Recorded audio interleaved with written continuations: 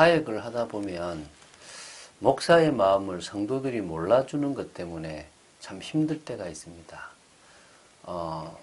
어떨 때는 정말 성도 한 사람을 걱정하는데 그 성도가 볼 때는 내가 다른 것을 추구하는 것처럼 보일 수도 있겠죠. 그럴 때 참 씁쓸하기도 하고 답답하기도 하고 또 이 목회를 내가 해야 되나 싶은 마음이 들 때도 사실은 있습니다.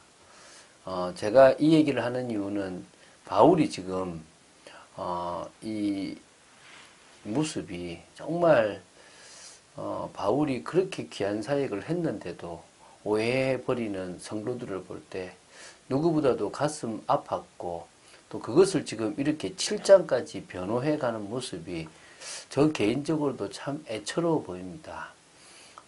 여러분이 정말 목회자를 이해하고 물론 잘못된 목회자를 이해하는 것이 아니라 중심 있는 목회자를 이해하게 되기를 바라고요.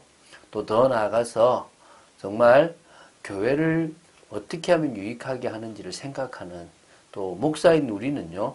정말 성도들을 이해하게 되기를 간절히 바랍니다. 그런 축복 속에 있기를 주 예수 그리스도 이름으로 축원드립니다. 자, 고린도 후서 7장 5절부터 11절을 보겠습니다. 사실은 5절부터 16절까지를 봐야 되는데 이걸 지금 두 번에 나눠 보는데요. 자, 7장 5절에 보면 우리가 마게도냐에 이르렀을 때라고 하는 이런 마게도냐에 왔다는 이런 게 나옵니다. 이게 사실은 고린도 후서 2장 13절과 연결되어집니다. 그러니까 마게도냐 도착 당시의 상황에 대해서 회상하는 거란 말입니다. 바울은요, 마게도냐에서 디도를 만난 것이 환난 중에 처해 있던 자신에게 큰 위로가 되었다는 것을 회상하고요.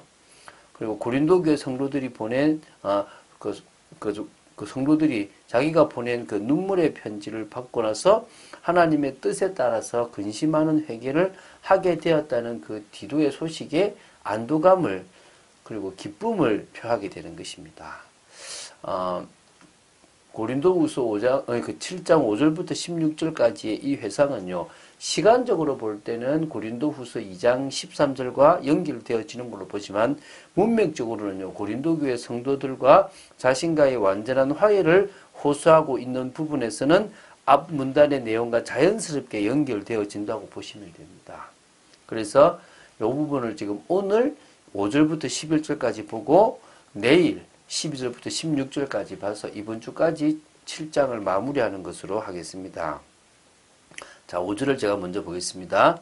우리가 마게도냐에 이르렀을 때에도 우리 육체가 편안하지 못하였고 사방으로 환난을 당하여 밖으로는 다툼이요 안으로는 두려움이었노라. 이건 사도행전 16장의 드로아에서 마게도냐로 갔던 게 아니고요. 좀 다른 이야기인데 어쨌든 지금 바울은 이 고린도 후서 2장 12, 13절의 내용을 지금 연결해서 지금 보고 있는데요. 드로아에 이르렀던 바울이 거기서 디도를 만나려고 했는데 만나지 못해서 마게도냐로 갔다는 것이 언급되어 있는데요. 그것을 이어서 이 7장 5절에는 마게도냐로 이제 가서 도착했는데 도착하고 나서 보니까 처음에 너무 육체가 힘들었다는 거죠. 드로아에 있을 때처럼 육체가 편한 것이 아니라 이곳에 오니까 육체가 너무 힘들고 사방으로 환난을 당하여 밖으로는 다툼이요 안으로는 두려움이 많았던 그런 상황이었다는 것입니다. 특히 디도가 가지고 올 소식을 들어야 되는데 듣지 못했기 때문에 당했던 것이 많다고 보면 되겠죠. 자, 6절 7절을 보겠습니다. 그러나 낙심한 자들을 위로하시는 하나님이 디도가 옴으로 우리를 위로하셨으니 그가 온 것뿐 아니요 오직 그가 너희에게서 받은 그 위로로 위로하고 너희의 사모함과 애통함과 나를 위하여 열심히 있는 것을 우리에게 보고함으로 나를 더욱 기쁘게 하였느니라. 자, 지금 하나님의 위로가 필요했던 바울과 같이 있었던 그 바울 팀에게 디도와의 상봉은요, 하나님의 참된 위로 그 자체였다는 것입니다. 고린도 교회의 회개와 개혁을 위하여 소위 눈물의 편지를 디도 편에 써서 보냈지 않습니까? 그런데 바울은요, 고린도 교회 소식을 가지고 올 디도를 만나지 못하니까 너무나 노심초사 막 했고, 이 마게도냐에서 만날까 싶어서 왔을 때도 막 불안해서 안으로 밖으로 불안하고 막 힘들었단 말입니다. 그런데 그런 그에게 디도가 오게 돼서 그 불안이 말끔히 사라지게 되었다는 것을 지금 표현하고 있는 겁니다. 단순히 디도가 돌아왔기 때문에 된 게 아니라 그런 바울이 보낸 애절한 눈물의 편지를 통해서 이 바울과 고린도 교회 성도들 사이에 뭡니까? 갈등과 긴장관계가 상당히 해소되어 화해가 되어졌다는 것입니다. 그리고 그것이 바울에게는 더할 나위 없는 위로가 되었다는 것입니다. 그래서 디도가 가져온 보고에는요, 디도가 고린도 교회 성도들에게 위로를 받았다는 사실과 더불어 바울에 대한 그들의 사모함과 애통함과 열심이 있었다는 사실을 다 포함되어 있다는 게 너무 감격이겠죠. 그래서 고린도 교회 성도들의 진심을 바울이 알았기에 바울은 위로가 되었다고 볼 수 있습니다. 그러므로 내가 편지로 너희를 근심하게 한 것을 후회하였으나 지금은 후회하지 아니함은 그 편지가 너희로 잠시만 근심하게 한 줄 알미라. 바울은 이제 지금 편지를 쓴 것 때문에 근심했다는 겁니다. 자, 그러면 이게 지금 무슨 편지냐? 그래서 바울이 고린도에 편지를 썼던 게 총 4편으로 보아요.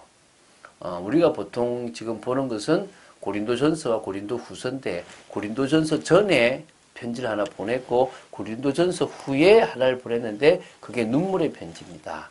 고린도전서 뒤에 이 눈물의 편지를 보낼 때만 해도 내가 괜히 보냈나, 이것 때문에 저들이 근심하면 어떻게 될까라는 그런 답답함이 있었는데, 그게 보니까 잠시 근심한 거고 그게 뒤에 나오는데 회개로 이어지게 됨으로 말미암아 자기는 뭡니까? 오히려 더 기쁘다는 거죠.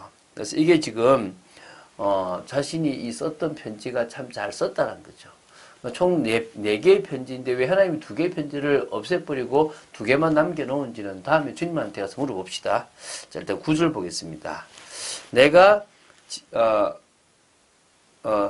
지금 기뻐함은 너희로 기뻐하게 근심하게 한 까닭이 아니요 도리어 너희가 근심함으로 회개함에 이른 까닭이라. 너희가 하나님의 뜻대로 근심하게 된 것은 우리에게서 아무 해도 받지 않게 하려 함이라. 지금요, 바울이 기뻐하는 이유는 그 눈물의 편지, 자기가 근심할까 싶어 보내면서 후회했던 그 눈물의 편지가 고린도 교회 성도들을 근심하게 했어요. 진짜 고민하게. 근데 그게 결국 뭘로요? 회개로 이어졌다는 겁니다. 그렇기 때문에 바울은 너무너무 감사하고 그게 지금 기쁨이, 왜? 바울이 고린도 교회 성도들에게 원했던 것은 하나님 앞에 바로 서는 겁니다. 그런데 그 하나님 앞에 바로 서기 위해서 하나님의 뜻대로 하는 근심을 하게 되었다는 것입니다. 그게 오히려 바울팀을 비방하고 욕했던 그것이 이제 아니고 돌아서서 유익하게 하는 일이 되어진 겁니다. 그래서 하나님의 뜻대로 하는 근심은 복입니다. 그게 이제 10절, 11절에 나옵니다. 하나님의 뜻대로 하는 근심은 후회할 것이 없는 구원에 이르게 하는 회개를 이루는 것이요 세상 근심은 사망을 이루는 것이니라. 보라, 하나님의 뜻대로 하게 된 이 근심이 너희로 얼마나 간절하게 하며 얼마나 변정하게 하며 얼마나 분하게 하며 얼마나 두렵게 하며 얼마나 사모하게 하며 얼마나 열심 있게 하며 얼마나 벌하게 하였는가. 너희가 그 일에 대하여 일체 너희 자신의 깨끗함을 나타내었느니라. 자, 하나님의 뜻대로 하는 근심이 있고 세상 근심이 있습니다. 하나님의 뜻대로 하는 근심은 더 하나님의 뜻을 이루려고 하는 거고요. 세상 근심은 육신적인 것을 채우려고 하는 근심입니다. 그래서 하나님의 뜻대로 하는 근심은요, 구원에 이르게 하는 회개를 이루게 되는 거고, 그게 영적으로 깨어있는 거죠. 세상 근심은 사망을 주게 된다는 것입니다.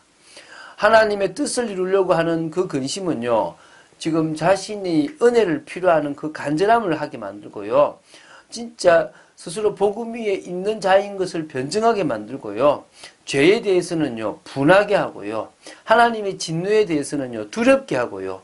하나님의 은혜는 누구보다도 사모하게 만들고요. 하나님을 향한 열심을 가지게 만들 뿐만 아니라 자신의 잘못과 교회의 잘못된 것을 벌하게 하는 그런 게 되는 겁니다. 그래서 일체 자신의 깨끗함을 다 드러낼 수 있게끔 만들어준 겁니다. 뭐가요?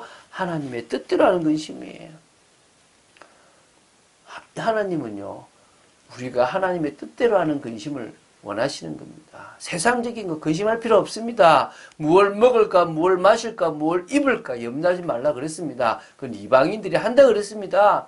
하나님 아버지는 다 아신다 그랬어요. 그런 근심하지 마십시오. 왜 문제 오는지 아세요?